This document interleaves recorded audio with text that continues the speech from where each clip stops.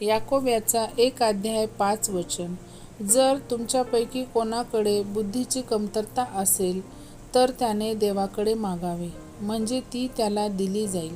कारण तो कोणालाही दोष न लावता सर्वांना उदारपणे देतो. यस, आमेन. जय ख्रिस्त सर्वांना.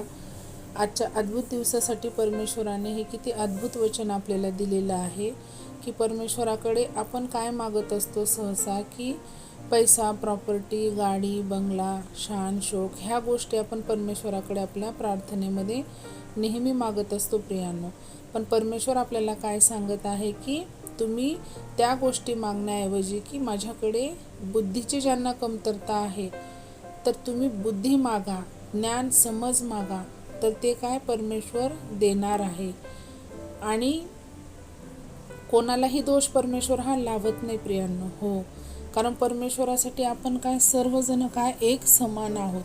तर त्यामुळे परमेश्वर कोणालाही कमी किंवा अधिक किंवा मोठा लहान असं समजत नाही. परमेश्वर कधीच आपल्यामध्ये भेदभाव करत नाही.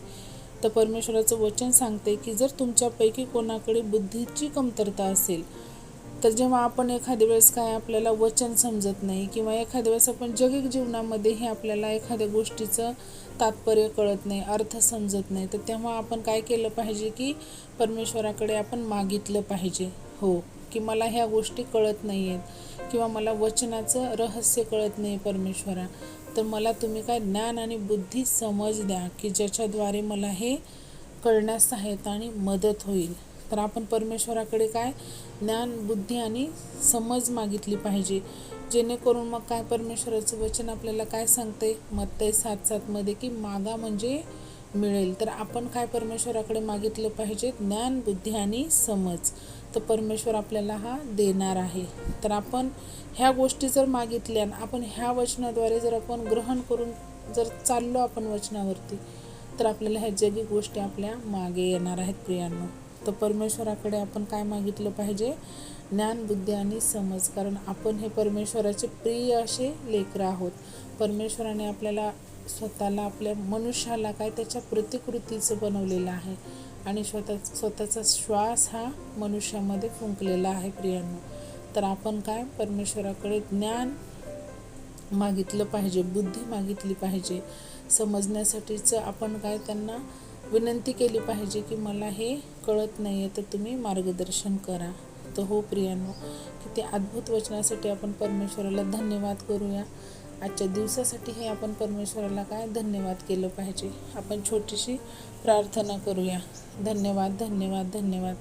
पवित्र, अति पवित्र परमेश्वरा, सेनाधीशा, राजांच्या राजा, तुझ्या नावाला उंचवते, गौरविते, मान, महिमा, आदर, सन्मान तुला देते माझ्या राजा. हो परमेश्वरा, ह्या सुंदरशा दिवसासाठी परमेश्वरा हे अद्भुत वचन दिलंस माझ्या राजा, त्याबद्दल मी तुझी कोटी कोटी धन्यवाद करते परमेश्वरा. हो दे बाप्पा, आम्ही जगी गोष्टी तुझ्याकडे न मागता माझ्या राजा बुद्धीची कमतरता आहे म्हणून आम्ही तुझ्याकडे मागितलं पाहिजे. हो, आम्हाला ज्ञान, बुद्धी आणि समज दे माझ्या राजा, की आम्ही जेणेकरून तुझ्या राज्यामध्ये वाढावं, तुझ्या वचनामध्ये आमची वाढ व्हावी असं तू आम्हाला बनव माझ्या राजा.